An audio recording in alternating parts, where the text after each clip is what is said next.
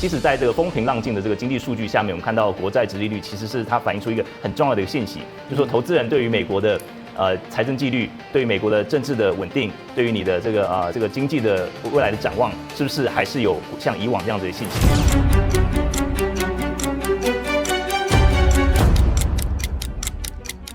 这个就请教 Charles， 你熟悉矽谷，他们真正惧怕的，像刚刚倩姐提到的闭环融资的商业游戏规则，还是开源闭源的模式？你怎么看？对。在这个分享矽谷这个资料之前，我想刚才倩姐讲这个硬体的这个例子，我觉得非常好。那我举一个软体的例子。那大家如果还记得这个浏览器，当初在两个，一个是 Google Chrome 跟这个IE， 就是Internet Explorer， 对 Microsoft 两个在打的时候 ，IE 走的是一个付费者闭源模型，那它是绑定它的这个 Windows， 就是你要这个 download， 然后你看不到它的原始码。但是 Chrome 呢，它最早叫 Chromium， 然后它是所有的开发者都可以进去看看说它是怎么样的写的它的程式。那最后我们当然知道这个 Google Chrome 它是最后它就胜出了，它的市占率是远远超过这个 IE 的。那 IE 后来他们就是也是开始开始使用他们这种开源的这种模式，然后开始变成那个新版的一个 Edge。所以说我们看到这个过去这样的一个软体的这样的一个照理说是给矽谷人一个 lesson。就是说，开源的最后，其实你在这种全世界的人都可以看到的一个情况下，是可以帮你抓 bug， 帮你贡献更多的一个建议，然后可以让这个模型更快的一个优化。但是我们看到这个矽谷对 Kimi K3 的反应，其实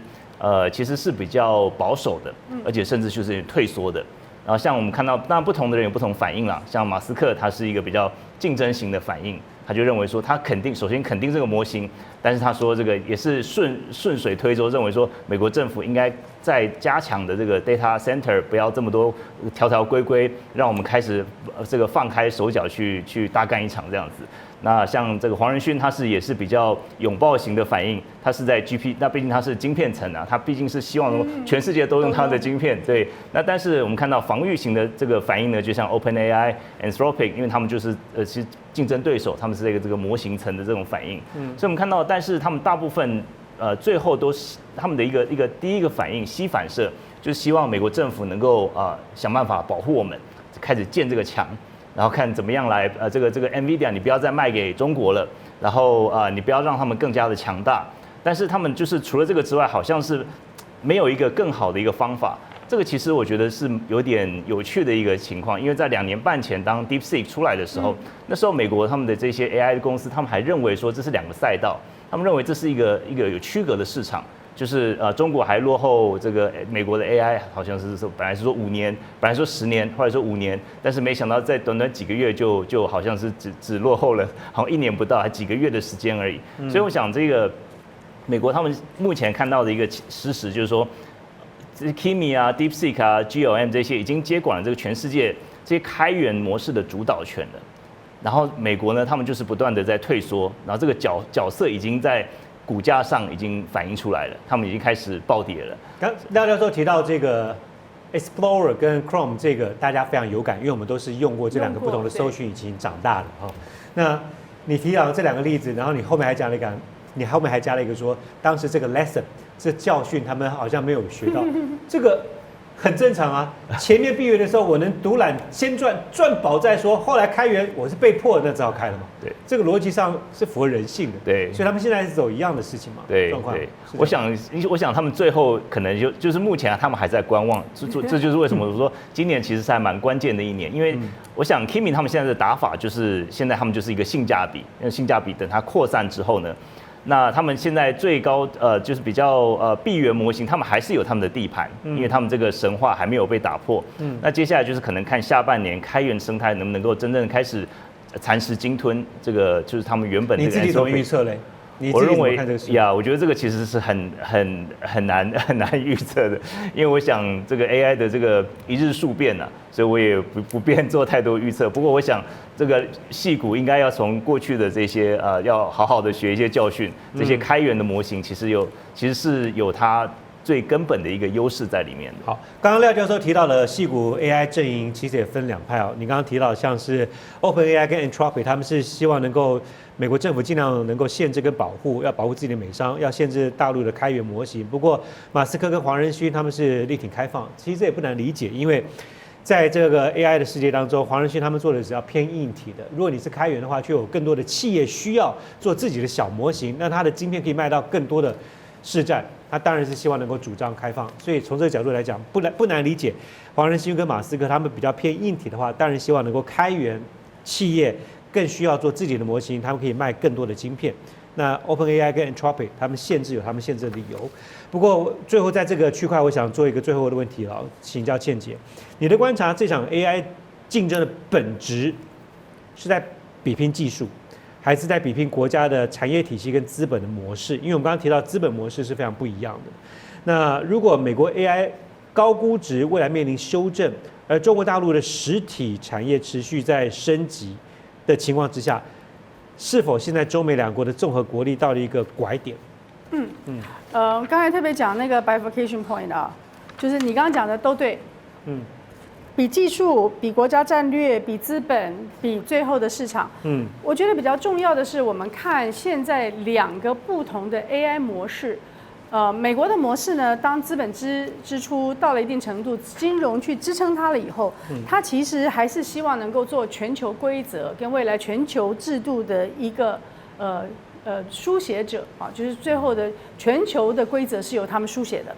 而中国大陆从很早开始呢，你就发现它的应用场景会是它最重要的，也就是它直接就说要赋能千行百业。所以，当你用 Kimi K3 这一类的系统，那么你把开源权重下放到使用者，你把更前沿的东西、更长的文字的、更多 agent 的东西放到前沿去，那么你赋能千行百业的能力就会增加，而且呢，应用场景呢就会快速的增加。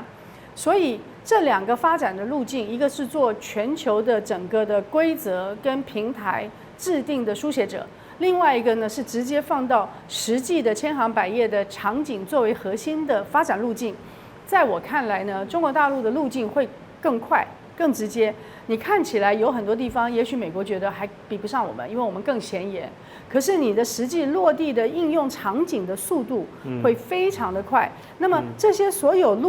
应用的场景，每一个都会是。它慢慢继续去往外扩张，也就是说用繁衍的角度来看的话，继续繁衍的。譬如说，我今天是一个公司，我已经使用了这个 Kimi K3 所给我的东西，我创造了我的体系以后，所有跟我的上中下游就会跟我做连线，那我会繁衍出更多的应用。所以在应用场景上，我认为中国的这一条发展路径呢是会赢的。它有点像是，我们以前在看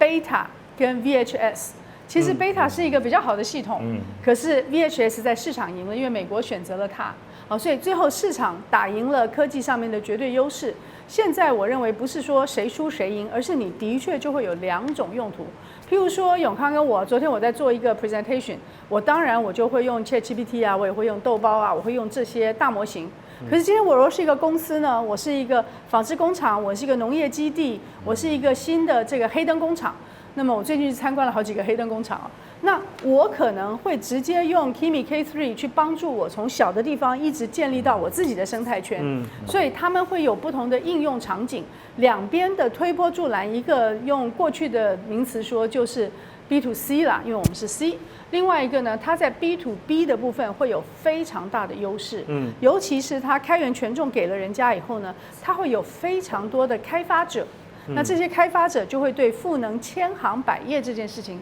做出非常重要的贡献。更何况你前面还有像百度的 Paddle 这些千帆这些系统，本来就是直接要去做产业落地的，所以场景应用中国大陆应该是会领先。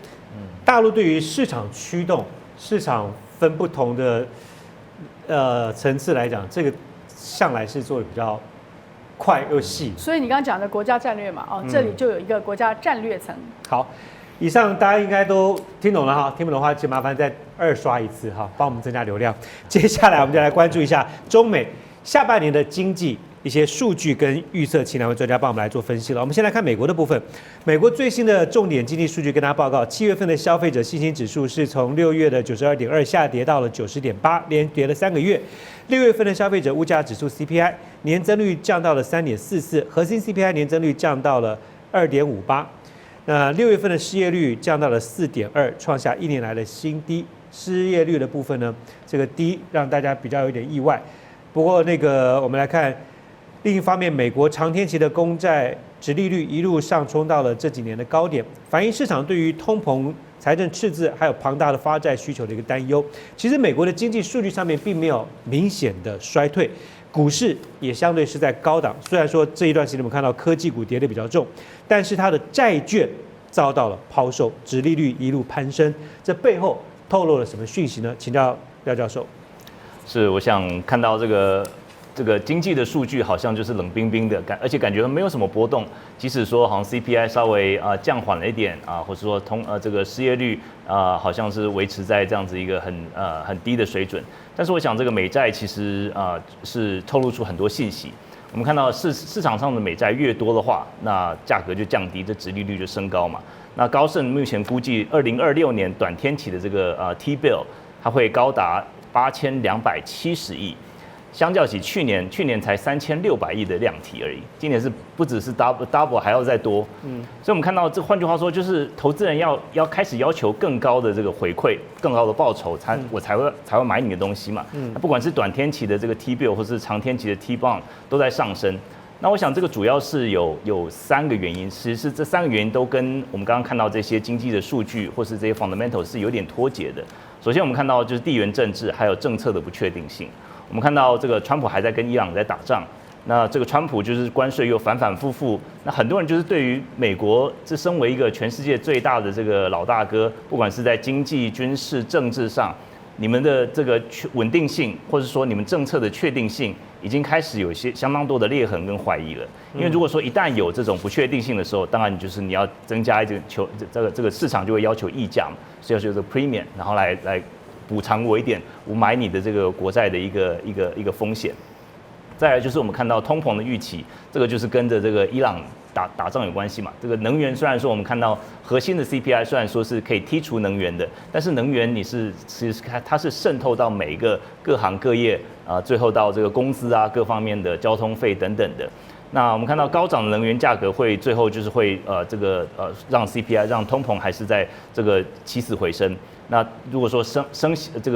这也让升息的几率上升。那是新任主席这个华许他特别在6月份的现在在开7月份的会议。那现在6月份的会议他已经强调说，通膨超过2%的目标已经太久了。那现在即使是3.44%，还是超过2%很多。所以我们看到这个，如果说预期一般民众投资人看到联准会他们对于未来的有可能升息的机会，像 Fed Watch 他们这个对未来的升息的几率越来越高的话，当然就是殖利率也会上升。那最后我们看到这个不断膨胀的这个财政赤字我想川普上任之后呢，就是这个算是一个毫无章法这个乱刀乱砍，不管是从这个联邦的政府裁员等等的，那最后 turn out 这个其实这个美国的税收或是美国的赋税人其实是他们付出更多的税，因为你要就是付给这些提早退休的人这些他们的这个退休金或是给他们一些津贴等等的，结果 end up 就是其实是这个花更多的钱，花更多的这个联邦的这个预算。到处点火，这个赤字不降反升了。那目前来看的话，美国每年的这个对国债支付的总利息超过1.2兆美金。1.2兆美金是什么样概念呢？美国的总国防预算差不多也就是1.3、1.4兆。就是你付利息的钱，已经跟你全部的这个国防预算差不多了，所以这个是一个相当大的一个问题，因为而且就是不只是没有减少，而且是不断的这个债台高筑。美国不需要财政纪律，美国只要有纪律发债就可以。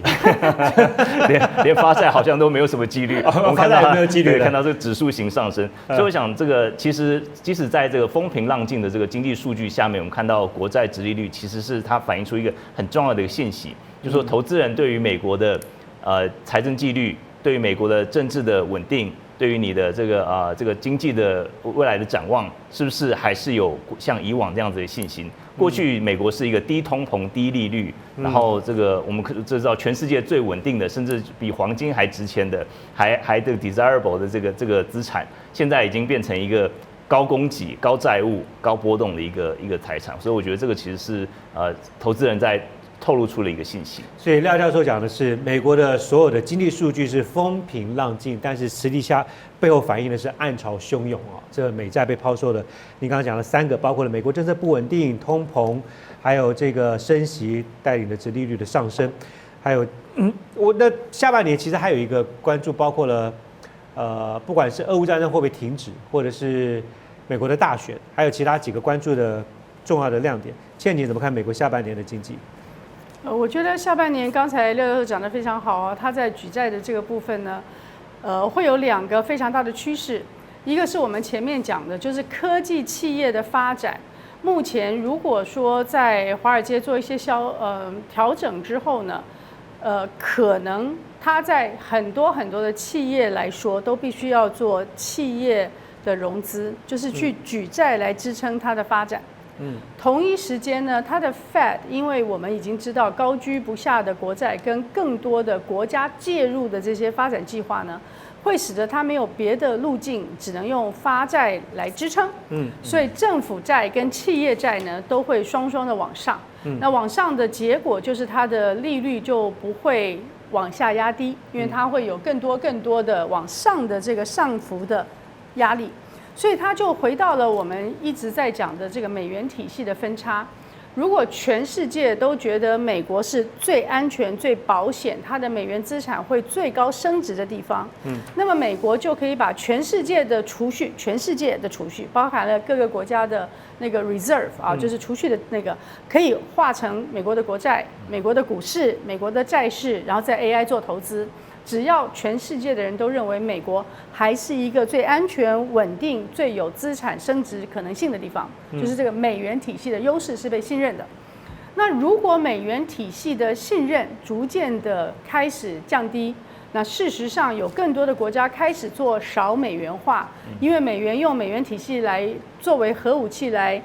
对其他的国家产生威胁的时候，这个少美元化会逐渐的增加，那么美元体系的不被信任度会逐渐增加，美元资产的吸引力呢也会逐渐的下降。那这个时候，美国就只剩下用高利率来吸收资金了。所以现在就是在美国发展的拐点，你继续做一个大家信任的一个良善的美国市场，那么很多的国家的外汇储备就会留在美国，会留在美元资产。它还不一定会转到黄金资产，它会留在美元资产，然后留在美元资产要 park 在哪里？你就会放在美债、美股、美市，然后就美债、美股跟那个汇率等等，然后这些就可以来支撑我们刚刚讲的企业需要钱、政府需要钱的那些融资需求。所以其实是美国自己要决定它的政策的方向。它的政策方向让全世界其他的国家是不是能够继续的相信持有美国资产是一个最安全、稳妥，